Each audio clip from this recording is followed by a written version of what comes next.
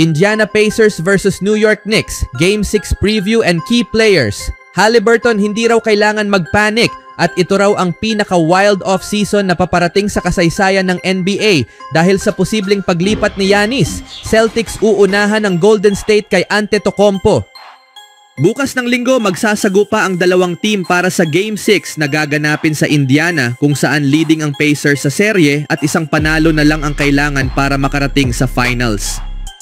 Naiwasan ng Knicks ang maagang pagkakatanggal sa kompetisyon nitong Biyernes matapos ang isang malaking panalo sa Madison Square Garden.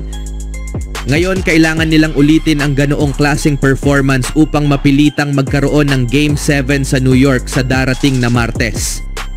Ginawa ng New York Knicks ang kinakailangan noong Biyernes upang maiwasang maalis sa sarili nilang home court at mapilitang magkaroon ng Game 6 sa Indiana. Pinangunahan ni Jalen Brunson na may 31 punto at ni Karl Anthony Towns na may 24 na punto at 13 rebounds ang Knicks upang makuha ang panalo kontra sa Pacers. Ang panalo ay nagwakas sa 6 na sunod na panalo ng Pacers sa playoffs sa labas ng kanilang home court at ito rin ang kauna-unahang home win ng Knicks sa serye.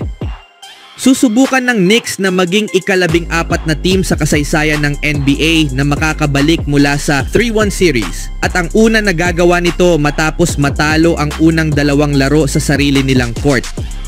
Sagad na kami sa pader kaya ibig sabihin ibubuhos na namin lahat ng meron kami, sabi ni Brunson. Kailangan ng Knicks ng isa pang malakas na depensa bukas kung nais pa nilang mapahaba ang serye. Hinawakan nila ang Pacers sa 40% shooting mula sa field noong Game 5, kabilang ang 31% mula sa 3-point range. Ang ganitong effort sa perimeter ay magiging critical. Sa playoffs, pang-ikalawa lang ang Knicks sa 3-point defense at madalas na pinaparusahan ng mga shooter ng Pacers. Maaasahan naman ang opensa ng Knicks na may average na mahigit 115 puntos kada laro sa playoffs, pero depensa pa rin ang magtatakda ng kapalaran nila. Sa 2 panalo nila, napigil nila ang Pacers sa average na 77 puntos kada laro. Nagkaroon ng pagkakataon ng Indiana Pacers na tapusin ang serye sa Game 5 kahapon pero natalo sila at tinambakan ng 17 puntos sa Madison Square Garden. Ito ang pinakamababang puntos na naitala nila sa serye at napilitang ibalik ang laban sa Indiana. Si Tyrese Haliburton na nagtala ng triple-double sa Game 4 ay nagpakita lamang ng 8 puntos at 6 na assists. Ang Pacers ay bumitaw ng 40% mula sa field, ang kanilang pinakamababang shooting percentage sa playoffs. Si Benedict Mathurin ang nanguna sa kanila na may 23 puntos mula sa bench. Aminado kami na hindi kami naglaro gamit ang kinakailangang lakas, sabi ng coach ng Pacers na si Rick Carlisle. Natalo kami sa rebounding, natalo kami sa turnovers at hindi kami nakashoot ng maayos. Malaki ang naging papel ng Knicks dyan, kaya bigay natin sa kanila ang kredito, pero kailangan naming maglaro ng mas maayos. Babalik ang Pacers sa kanilang home court na may layuning tapusin ng Knicks at makapasok muli sa NBA Finals sa unang pagkakataon mula noong year 2000, kung saan tinalo rin nila ang Knicks sa 6 na laro. May record silang 5-2 sa home court ngayong playoffs. Kailangan nilang muling matagpuan ang kanilang opensa matapos bumaba sa 40% shooting sa Game 5. Nangunguna ang Pacers sa NBA playoffs sa puntos kada laro na may 117.4 average. Sila rin ang nangunguna sa field goal percentage at 3-point shooting. Kailangan ng Pacers na muling bumalik sa dating forma si Haliburton matapos ang mababang output sa Game 5. Ang susi sa panalo ng Knicks ay ang kanilang depensa. Sa 2 panalong iyon, napababa nila ang puntos ng Pacers. Kailangan nila itong ulitin, pero sa pagkakataong ito ay sa labas ng kanilang home court. Pinakinabangan ng Pacers ang kahinaan ng Knicks sa perimeter at pinatakbo ang laro ng mabilis. Kahapon nag-struggle si Haliburton at hindi ito nakayanan ng Pacers. Hindi malamang mangyari na magkasunod siyang magkaroon ng mahinang laro. Ang dynamic duo ng New York na sina Jalen Brunson at Karl Anthony Towns ay mahusay ang ipinapakita, pero hindi ito sapat upang pahinain ng Indiana. Kulang sa consistent na ikatlong scorer ang Knicks habang may mas malalim na roster ang Pacers na may kakayahang magbahagi ng puntos. Bukas sa Game 6, babalik ang Indiana Pacers sa kanilang estilo ng laro Mabilis, malalim at mahusay sa opensa at may pagkakataon silang makabalik sa NBA Finals sa unang pagkakataon sa loob ng 25 taon. Matapos ang pagkatalo ng Indiana sa Game 5, hinikayat ni Tyrese Haliburton ang kanyang mga kakampi na manatiling kalmado habang papalapit na ang serye bukas ayon sa ulat ng ESPN. "Matatag kaming grupo," sabi ni Haliburton pagkatapos ng laro. "Palagi naming gustong bumawi kapag hindi naging maganda ang resulta ng laro. Alam namin kung gaano ito kahalaga. Ayos lang kami. Walang dahilan para magpanik o kung anuman."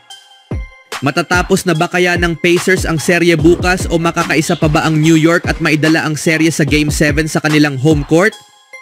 Ano sa tingin niyo mga kaibigan?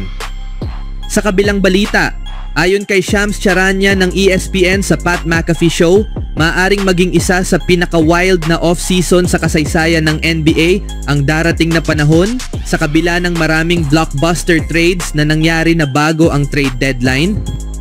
Habang maraming pangalan ang nababanggit sa mga rumors tungkol sa posibleng trades, ang pinaka-aabangang target pa rin ay ang superstar ng Milwaukee Bucks na si Giannis Antetokounmpo. Isang 2 beses na MVP ng liga at kampiyon sa NBA Finals, si Antetokounmpo at ang Bucks ay 3 sunod na beses nang naalis sa unang round ng playoffs matapos nilang magkampiyon noong 2021. Bagamat wala pang formal na trade request mula kay Giannis, tiyak na maraming teams sa liga ang maghahain ng kani-kanilang mga offer kung sakaling mangyari ito. Ayon kay Brian Windhorst ng ESPN, dapat kasama sa listahan ng mga team na magtatangkang kunin si Giannis ang Boston Celtics. Sa panayam sa Get Up ng ESPN, sinabi ni Windhorst na ang pinakamahusay na destinasyon para kay Antetokounmpo upang makalaban muli para sa kampyonato ay ang Celtics. Dahil sa lalim ng kompetisyon sa Western Conference, naniniwala si Windhorst na makatuwiran para sa Celtics na subukang kunin si Giannis.